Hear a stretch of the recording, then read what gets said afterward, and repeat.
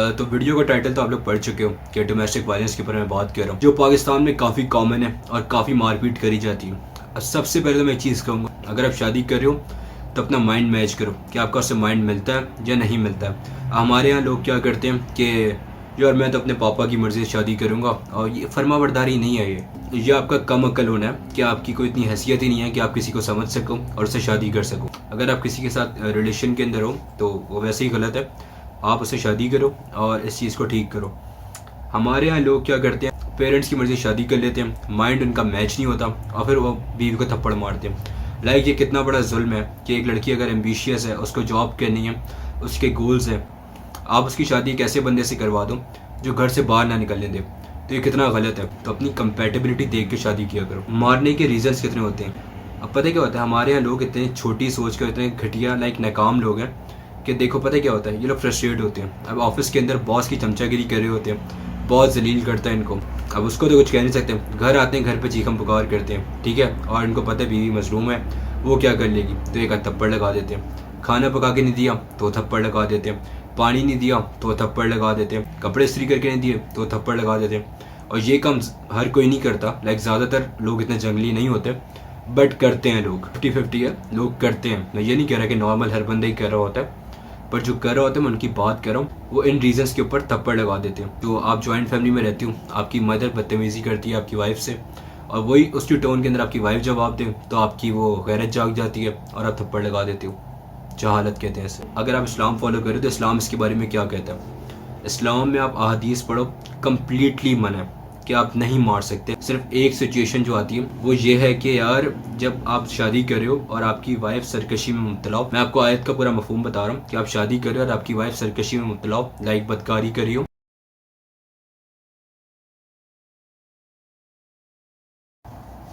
तो आप पहले उसको समझाओगे। अगर वो समझ जाती हो तो ठीक है, अदरवाइज आप उससे अपना बैड अलग करेंगे, ठीक है।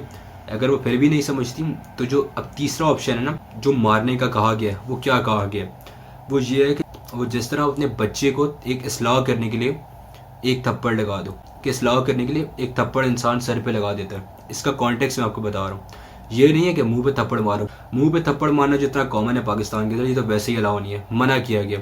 और ये भी मतलब नहीं है कि बेल्ट उतार के मारने लग जाओ। ये सिर्फ इसलिए कही गई है बात कि आपका रिश्ता बच जाएगा।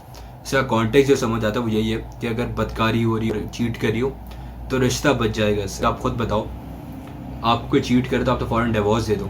तो ये सिर्फ एक रिश्ता बचाने के लिए बात है, तो इसको समझना चाहिए। एंड में यह है कि अगर आपका वो ऑर्डर मान लें, मतलब उस काम से रुक जाए, प्रॉपर एक कॉन्टेक्स्ट है, तो आपने मेरे को ज़्यादती नहीं करनी, इसकी कोई जगह नहीं है। और जिस आयत का मैंने आपको मफहूम बताया, तो मैं उसकी पिक्चर यहाँ अटैच भी कर दूँगा, और मैंने एक प्रॉपर कॉन्टेक्स्ट समझाने की आपको कोशिश करी है। तो एंड में यही है कि अगर वो आपकी बात मान ले तो फिर कोई ज़्यादती नहीं करनी।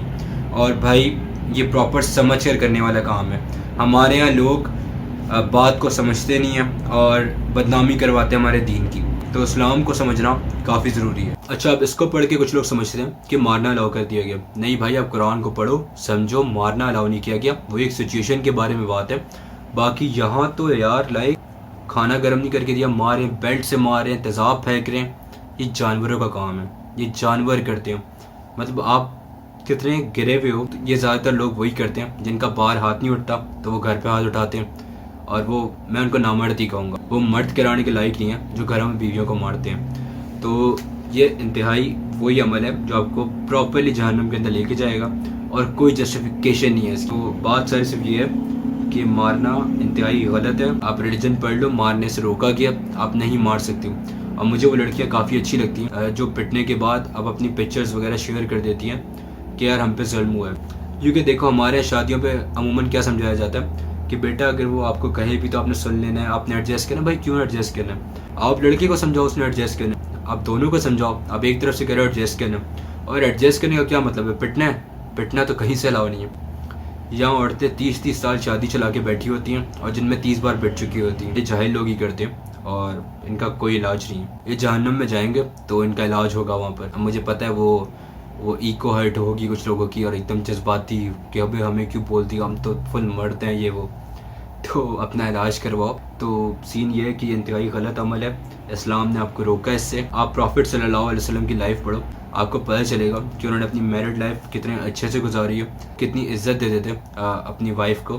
तो आपको इस्लाम समझ आएगा। मैं यही कहूँगा कि मेरी वीडियो देख के अगर कोई एक भी इंसान बन जाता है तो मुझे अच्छा लगे। ये जाहिल और जंगली लोगों की निशानी है, ठीक है, कि बेल्ट से मार नहीं हो। लाइक खाना ना गर्म करके देने पे, कपड़े इस्त्री ना करके देने पे तेज़ाब फेंक देना, मार पीट करना, आप नहीं मार सकते हो, समझने की चीज़ है। बट साइकोपैथ लोगों को कहाँ समझ आती है।